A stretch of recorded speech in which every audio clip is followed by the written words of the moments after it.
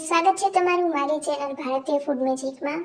આજે આપણે બનાવીશું ગુજરાતીઓના ઘરમાં અવારનવાર ખવાતું એવું ફૂડ એટલે ખમણ।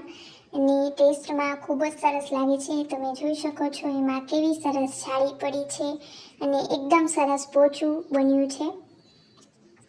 અને હું ગુજરાતી છું તો તમારી સાથે એક વાત જરૂરથી શેર કરવા માંગીશ કે લોકો ખમણને ખમણ ઢોકળા કહેતા હોય છે, પણ અસલમાં એવું છે કે એ ખમણ અલગ વસ્તુ છે અને ઢોકળા સાવ અલગ વસ્તુ છે। ખમણ એ તમને ખાટું અને મીઠું લાગે, અને જે ઢોકળા છે એ તો ટેસ્ટમાં સહેજ એવા ખાટા જ હોય છે, એટલે એ બેને મિક્સ ન કરો, એને અલગ જ રહેવા દો। એને ખમણને ખમણ જ રહેવા દો અને ઢોકળાને ઢોકળા જ રહેવા દો, એને મિક્સ ન કરો। હવે આપણે એની એકદમ સરસ રીતે ફટાફટ રીત જોઈ લઈશું। તો સૌથી પહેલાં આપણે એમાં 1 કપ જેટલું પાણી, 1 ટીસ્પૂન જેટલા લીંબુના ફૂલ અને 3 ટેબલસ્પૂન જેટલી ખાંડ ઉમેરવાની છે। જ્યારે પણ તમે ખમણ બનાવો તો તમારે પરફેક્ટ મેઝરમેન્ટ જ ફોલો કરવાનું રહેશે।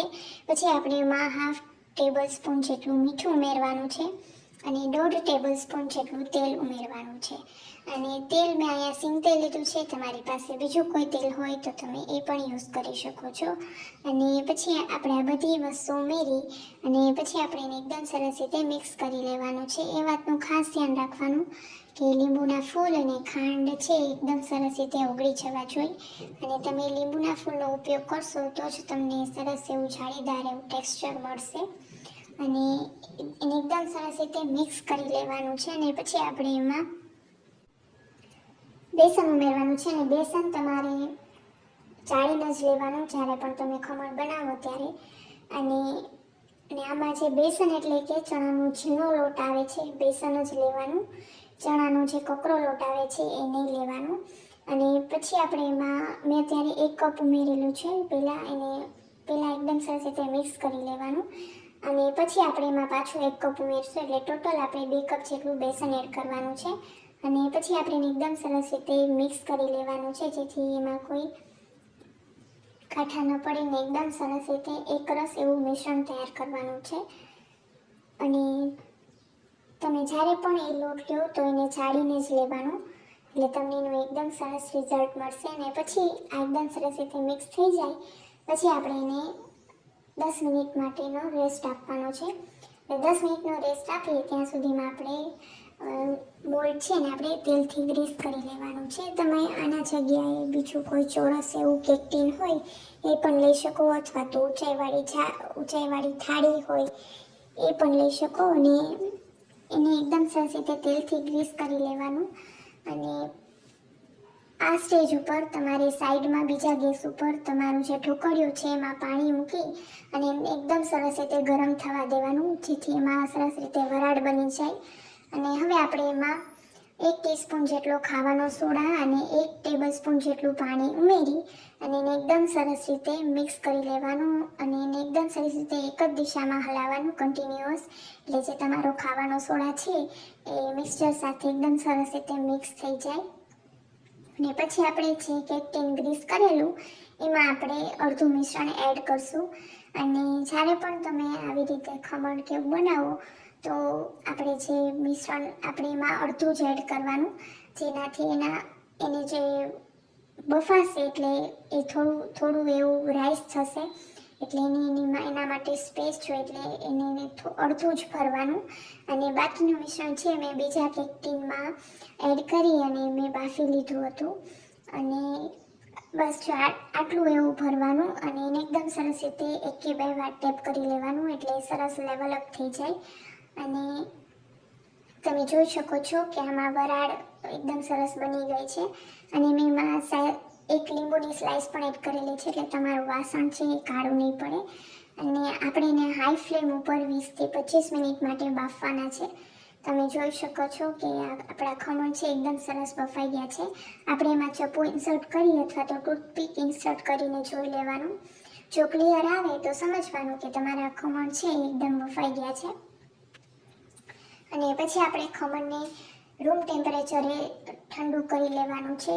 અને જો મેં આ બીજા કેક ટીનમાં પણ મેં ઉમેર્યું હતું બેટર, એ પણ આવી રીતે સરસ બફાઈને તૈયાર છે। અને એકદમ સરસ રીતે ઠંડુ પડી જાય રૂમ ટેમ્પરેચરે, અને પછી આપણે એને સાઈડમાં ચપ્પાની મદદથી એની સાઇડ્સ છે આપણે અલગ કરી લેશું.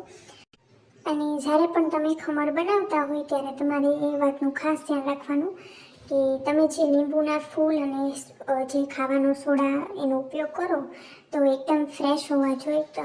અને જો એ ફ્રેશ હશે તો જ તમને એનું પરફેક્ટ રિઝલ્ટ મળશે. અને મેં તમને જે મેઝરમેન્ટ બતાવ્યું છે એને તમારે ફોલો કરવાનું છે, જેથી તમારા ખમણ છે એ એકદમ પરફેક્ટ બનશે અને એનો ટેસ્ટ પણ એકદમ પરફેક્ટ આવશે અને એકદમ સરસ એવી જાળી પણ પડશે.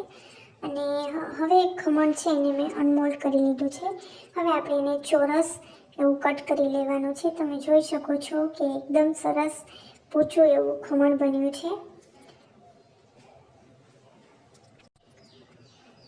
અને એકવાર આ કટ થઈ જાય પછી હું તમને બતાડું કે એનું ટેક્સચર કેવું સરસ પરફેક્ટ આવ્યું છે. તમે જોઈ શકો છો કે કેવી સરસ ખમણમાં જાળી પડી છે અને એકદમ સરસ પોચું એવું બન્યું છે અને બફાઈ ગયા પછી પણ બેસી પણ નથી જતું.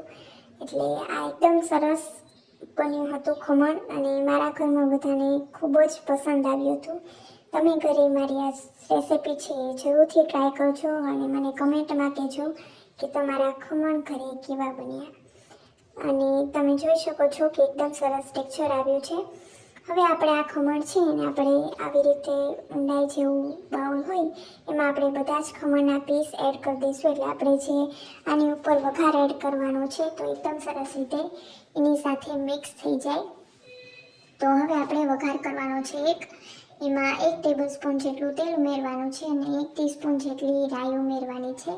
અને રાઈને એકદમ સરસ રીતે ફૂટવા દેવાની છે. અને ફૂટી જાય પછી એમાં 2 નંગ જેટલા તીખા લીલા મરચાં અને 6 થી 7 લીમડાના પાન એડ કરશું અને એને આપણે વઘારમાં એડ કરી દેવાના છે. અને પછી આપણે એમાં 1 કપ જેટલું પાણી ઉમેરવાનું છે. અને આટલા ખમણ માટે 1 કપ જેટલું પાણી ઇનફ થઈ રહેશે. અને પછી આપણે એમાં પાણી એડ કરી અને પછી એમાં આપણે ખાંડ ઉમેરવાની છે.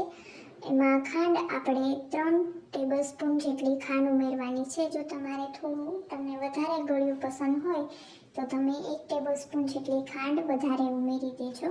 અને પછી આપણે એને એકદમ સરસ રીતે 1 મિનિટ માટે ઉકાળી લેવાનું છે. અને હવે આપણો વઘાર રહ્યો એકદમ સરસ રીતે તૈયાર છે. અને પછી આપણે જે ખમણ તૈયાર કરેલા હતા એમાં આપણે આ વઘાર છે એ પોર કરી દઈશું. અને એ વાતનું ખાસ ધ્યાન રાખવાનું કે તમારા જે ખમણ છે એ ઠંડા હોવા જોઈએ અને તમારો જે વઘાર છે એકદમ ગરમ હોવો જોઈએ.